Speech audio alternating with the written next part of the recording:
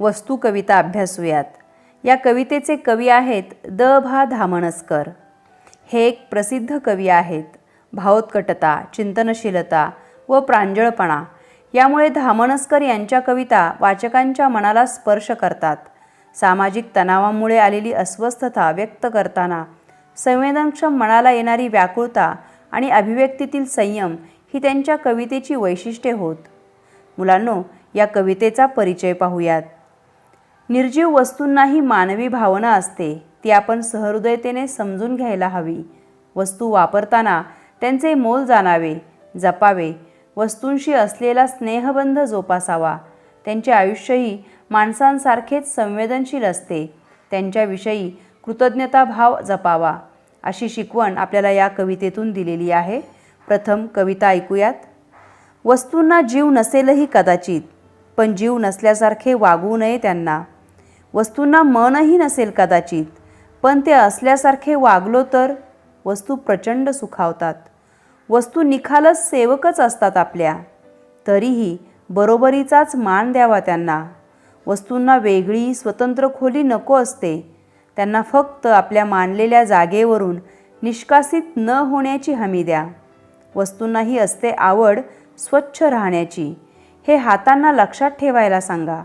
वस्तूंना जपावे, लाडावूनही ठेवावे, त्यापुढे जाऊन त्याच जिवंत ठेवणार आहेत आपला स्नेह नंतरच्याही काळात। आयुष्य संपले की वस्तूंनाही आजवरच्या हक्काच्या घरात राहू देत नाहीत, तेव्हा कृतज्ञतापूर्ण निरोपाचा त्यांचा हक्क शाबूत ठेवावा।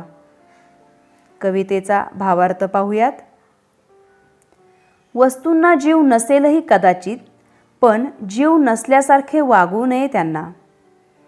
वस्तू कशा हाताळाव्यात व कशा जपाव्यात हे सांगताना कवी म्हणतात, कदाचित वस्तूंना जीव नसेल, त्यांच्यामध्ये प्राण नसतील, पण म्हणून त्यांना निर्जीव समजून जीव नसल्यासारखे वागू नये। वस्तूंना माणसासारखा जीव नसतो हे मान्य आहे, पण तसं त्यांना वागू नये। वस्तूंना मनही नसेल कदाचित, पण ते असल्यासारखे वागलो तर वस्तू प्रचंड सुखावतात। सुखावतात म्हणजे आनंदी होतात। आपण वापरत असलेल्या वस्तू या खरे तर निर्जीव असतात, पण त्यांच्या नित्याच्या उपयोगात येण्याने त्या वस्तूंविषयी आपल्याला भावनिक ओढ वाटू लागते। त्यामुळे या वस्तूंना जरी माणसाप्रमाणे मन नसले, तरी जाणीवपूर्वक त्यांना मन आहे असे समजून वागवले तर त्या प्रचंड सुखावतात, असं इथे कवी म्हणतात।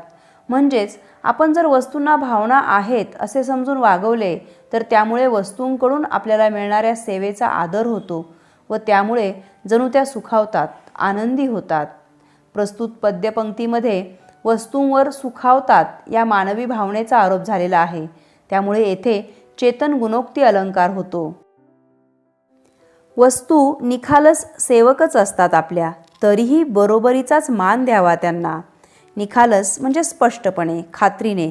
वस्तू हे आपल्या निश्चितच सेवक आहेत, चाकर आहेत, आपल्याला त्या सेवा देण्यासाठी आहेत।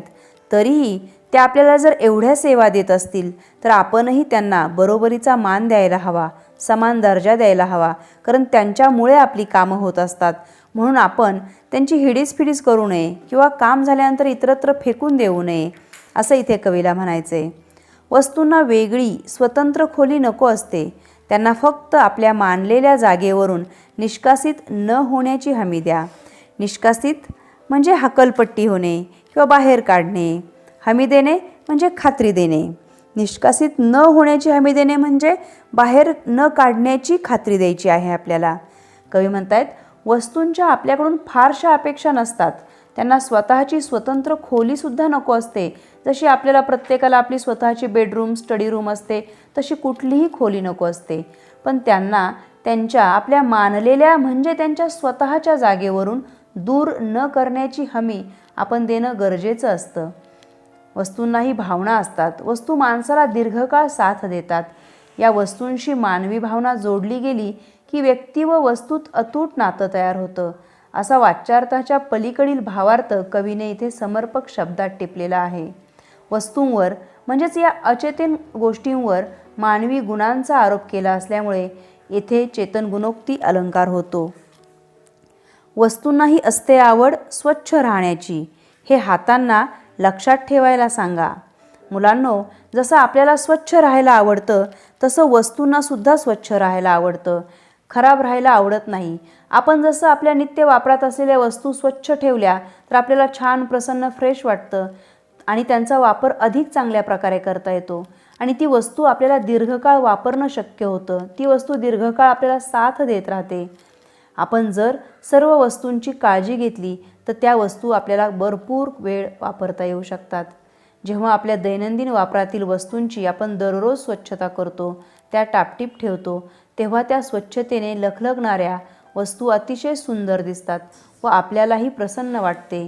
जरी या वस्तू निर्जीव असल्या तरी जेव्हा आपण त्यांची योग्य ती काळजी घेतो, स्वच्छता ठेवतो, तेव्हा या स्वच्छतेमुळे आपल्या त्या वस्तूंविषयी असलेल्या भावनांमुळे त्या वस्तूंनाही समाधान मिळत असेल, कारण वस्तूंनाही भावना असतात.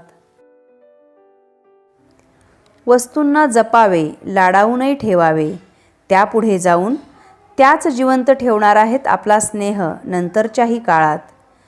मुलांनो, जरी वस्तूंना मानवी भावना नसल्या तरी त्यांना मानाने, लाडाने वागवावे, जपावे व त्यांच्याबद्दल मनात कृतज्ञता बाळगावी. वस्तूंमुळे आपल्या गरजा भागतात, त्यामुळे त्या वस्तूंची काळजी घेतली पाहिजे.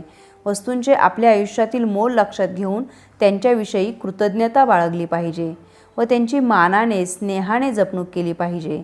माणसाचं आयुष्य क्षणभंगूर आहे, परंतु वस्तूंमधून आपला स्नेह जिवंत ठेवणे शक्य असते, कारण भविष्यकाळात याच वस्तू आपली माया, जिव्हाळा, स्नेह निरंतर जिवंत ठेवणार आहेत. कदाचित आपण या जीवनातून निघून जाऊ, पण आपल्या मागच्या ज्या पिढ्या आहेत त्यांच्यासाठी आपल्या वस्तू आपली आठवण राहणार आहेत. म्हणून आपण त्यांच्याविषयी स्नेहभाव जपूयात, असं इथे कवीने म्हटलेलं आहे. आयुष्य संपले की वस्तूंनाही आजवरच्या हक्काच्या घरात राहू देत नाहीत, तेव्हा कृतज्ञतापूर्ण निरोपाचा त्यांचा हक्क शाबूत ठेवावा.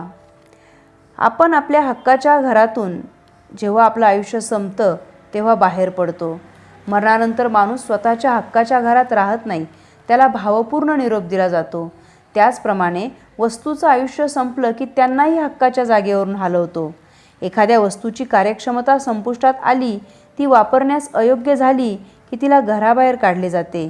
पण वर्षानुवर्षे आपल्या घरात राहिलेल्या या वस्तूंना कृतज्ञतापूर्वक निरोप देण्याचा त्यांचा हक्क आपण जपला पाहिजे, असा संदेश इथे कवीने या काव्यपंक्तीतून व्यक्त केला आहे. शाबूत ठेवणे म्हणजे जपून ठेवणे. मुलांनो, सर्व वस्तूंशी आपण प्रेमाने, स्नेहाने वागायला हवं, त्यांची स्वच्छता ठेवायला हवी, त्यांना त्यांच्या मानलेल्या जागेवरून हकलपट्टी न करण्याची हमी द्यायला हवी, त्यांचे लाड करायला हवेत, त्यांच्याशी प्रेम करायला हवं आणि त्यांना त्यांच्या हक्काच्या घरात कायम ठेवायला हवं, असं इथे कवीने या कवितेत सांगितले आहे.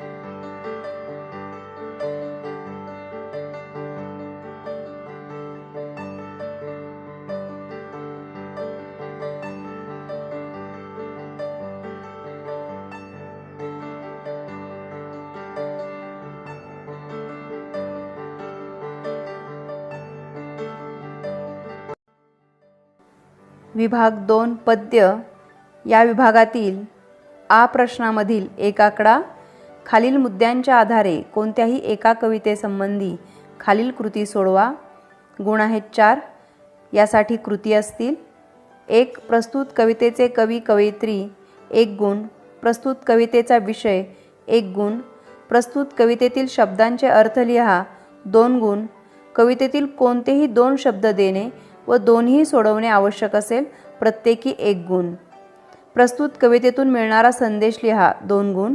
प्रस्तुत कवितेची भाषिक वैशिष्ट्ये लिहा 2 गुण. कवितेतून व्यक्त होणारा विचार लिहा 2 गुण. कवितेतील दिलेल्या ओळींचा सरळ अर्थ लिहा 2 गुण.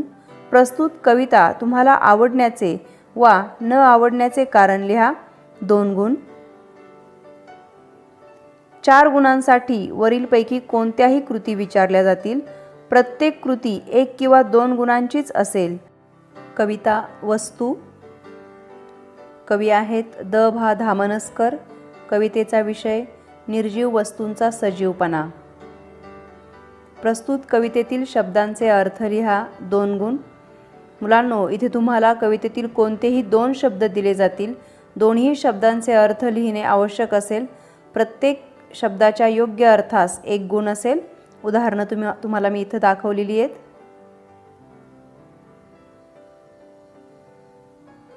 कवितेतून मिळणारा संदेश: वस्तू निर्जीव असल्या तरी त्या आपल्याला सेवा देत असल्याने वस्तूंशी प्रेमाने वागा, कारण या वस्तूंच्या रूपाने आपले अस्तित्व शिल्लक राहते. म्हणून वस्तूंशी संवेदनशीलतेने, प्रेमाने, स्नेहाने वागण्याचा संदेश कवितेत कवीने दिला आहे. प्रस्तुत कवितेची भाषिक वैशिष्ट्ये: भावोत्कटता, चिंतनशीलता, प्रांजळपणामुळे कवीचे लेखन वाचकांच्या मनाला स्पर्श करते. साध्या व सोप्या आवाहक शब्दात विचारगर्भ आशयाची मांडणी कवीच्या लेखनातून दिसून येते. कवितेची रचना मुक्त छंदातील असून कवितेत चेतनगुणोक्ती अलंकार आहे. अत्यंत हळुवार, संवेदनशील भावना कवीने साध्या शब्दातून व्यक्त करून मोठे तत्त्व बिंबवले आहे. कवितेतून व्यक्त होणारा विचार: निर्जीव वस्तूमधून मानवी जीवन व्यक्त होते. माणसाने वस्तूंशी प्रेमाने, आत्मीयतेने वागले पाहिजे. आपण माणसांशी वागतो तसेच वस्तूंशी वागले पाहिजे, हा विचार कवितेत मांडला आहे. कवितेतील दिलेल्या ओळींचा सरळ अर्थ लिहा. या प्रश्नात कवितेमधील कुठल्याही ओळी तुम्हाला विचारल्या जातील आणि त्यांचा तुम्हाला अर्थ लिहायचा आहे. या प्रश्नासाठी 2 गुण आहेत. इथे मी 2 ओळी घेऊन त्यांचा अर्थ दिलेला आहे.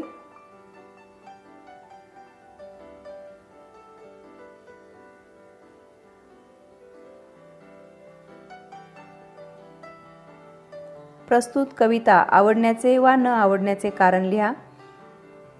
ही कविता अभ्यासल्यानंतर संवेदनशीलता हे मूल्य माझ्यात रुजले. वस्तूंशी प्रेमाने वागण्याचा सल्ला मला आवडला. निर्जीव वस्तूंवर प्रेम करावे, त्यांचे लाड करावे, त्यांना आपुलकी दाखवावी, या गोष्टी कवितेतून मला समजल्याने ही कविता मला खूप आवडली.